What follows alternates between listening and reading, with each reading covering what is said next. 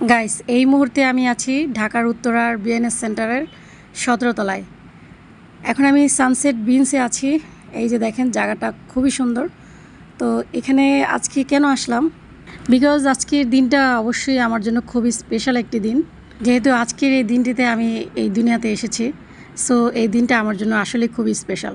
প্রথমেই আমরা খাবার অর্ডার করব, কারণ খাবার অর্ডার করার 30 মিনিট পর খাবার চলে আসে।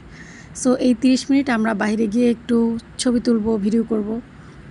যেহেতু বিকাল টাইমে বের হয়েছি, সেজন্য খুব বেশি কিছু অর্ডার করলাম না। আমাদের খাবার অর্ডার দেওয়া হয়ে গেছে, আর আমি এখানে কিছুক্ষণ ছবি তুললাম। তারপর এখন বাইরে চলে যাব, কারণ বাইরের দৃশ্যগুলো আসলে খুবই সুন্দর। বাইরের এই দৃশ্যটা আমার কাছে আসলে একেবারে পাহাড়ের মতো লাগে। মনে হয় চারদিকে পাহাড় আর ঝর্ণাও আছে এখানে।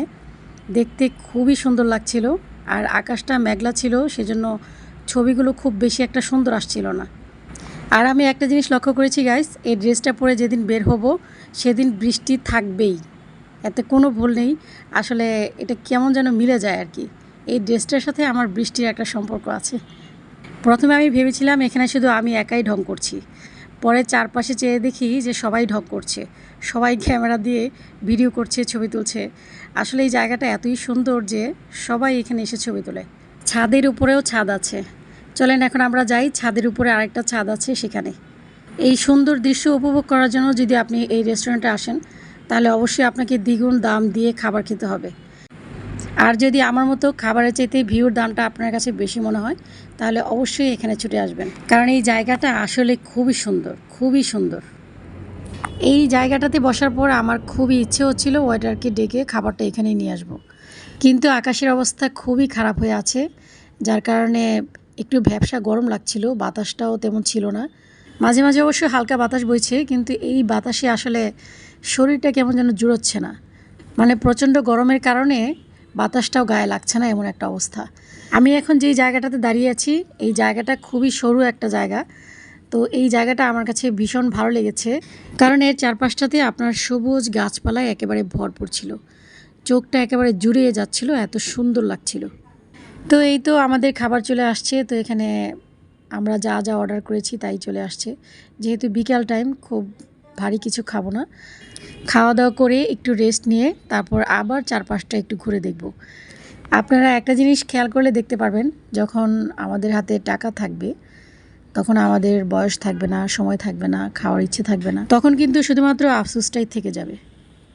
আমি মনে করি একদম সঠিক সময়ে সঠিক সিদ্ধান্তটাই নেওয়া উচিত। হাতে অল্প কিছু টাকা থাকলেও যদি ঘোরার ইচ্ছা থাকে, তাহলে অবশ্যই ঘুরতে চলে যাবেন। সেটা আশেপাশে যে কোনো জায়গায় হোক অথবা দূরে কোথাও, অবশ্যই আপনার বাজেট অনুযায়ী করবেন। আমরা সুখটাকে আসলে অনেক টাকার ভিতরে খুঁজি, যার কারণে আমরা সুখের সন্ধান কখনোই পাই না।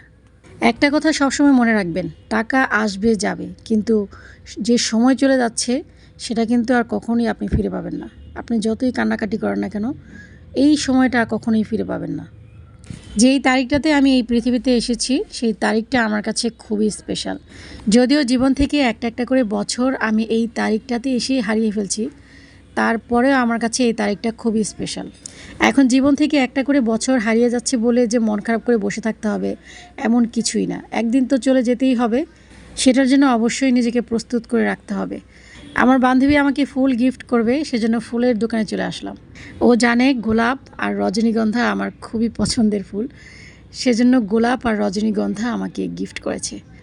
ইচ্ছে ছিল আজকে সারাটা দিন ওর সাথেই কাটাবো, কিন্তু সময় স্বল্পতার জন্য আসলে হয়ে ওঠেনি। তো যাই হোক, আমার আজকের ভিডিওটি আপনাদের যদি ভালো লেগে থাকে, তাহলে প্লিজ একটা লাইক করে দিবেন। থ্যাংক ইউ বান্ধবী, ওয়েলকাম।